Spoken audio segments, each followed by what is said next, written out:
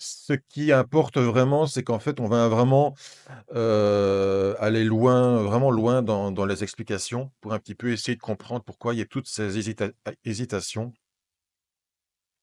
et donc nous allons passer donc aux choses sérieuses et voici, donc une image de satellite alors que j'ai extraite, hier et pas, c'est pas d'aujourd'hui.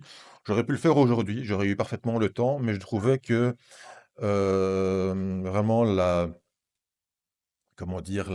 L'image de satellite était vraiment intéressante, hier et donc en fait, je vais peut-être même supprimer, temporairement, la caméra pour que vous puissiez vraiment, tout voir, donc correctement.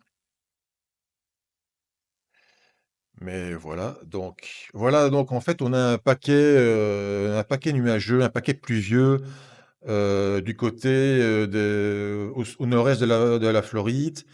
Et puis du côté au large des Carolines et ce paquet pluvieux était encore récemment, il y a environ 36 heures, surveillé par le Centre national des ouragans. Ils avaient mis 10 de chance de de de probabilité de formation, encore récemment, mais bon, ce n'est que 10, mais il disait quand même dans le texte qu'il y avait des possibilités d'acquérir des caractéristiques tropicales ou subtropicales.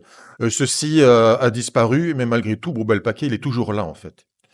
Donc, c'est quand même important et on voit qu'il est relié à un front froid, qui se situe vraiment sur le large, en plein Atlantique et il est relié à une dépression, vraiment, on va dire au nord-est, des Bermudes. Donc on se rend compte quand même qu'il y a de l'activité, par là et que donc on a vraiment de l'eau précipitable, très importante. Il y a des gens qui m'ont parlé, ils trouvaient que dans le décryptage 26, j'allais passer au fond des choses, dans l'eau précipitable. Donc vous avez une carte là, comment dire? De l'Amérique du Nord, et vous avez donc, l'eau précipitable qui est matérialisée là.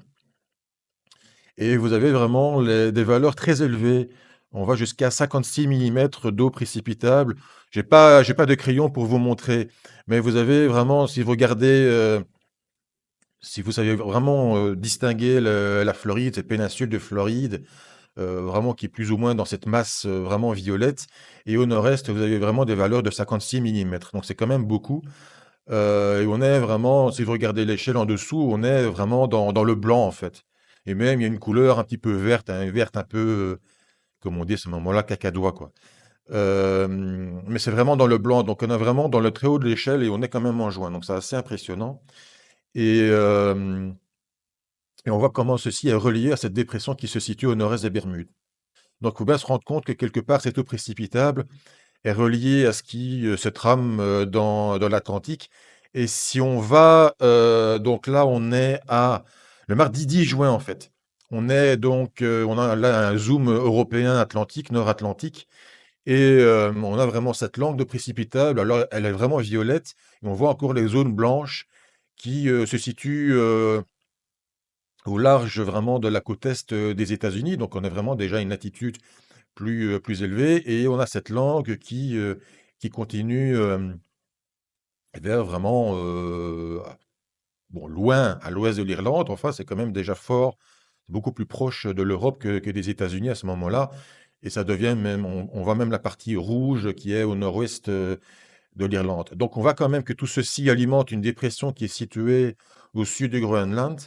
Et la langue, bon, continue même jusqu'en mer Baltique, mais là, on est à des valeurs de 25 millimètres. Donc déjà, quand même, nettement moins importante. Et on se rend compte vraiment que l'eau précipitable, très élevée, est emportée par les courants d'ouest. Donc la zone qui avait été mentionnée par le NHC remonte vers le nord-est, assez traditionnellement, évidemment. Et tout ceci ensuite est repris par le plus d'ouest.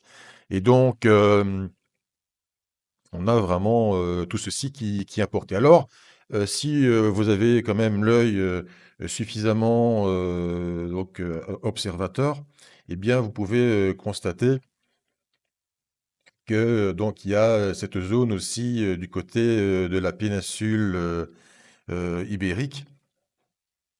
Effectivement, un Canumera, c'est le signe d'une rivière atmosphérique, hein, ça je confirme. C'est vraiment le signe de rivière atmosphérique. Pardon.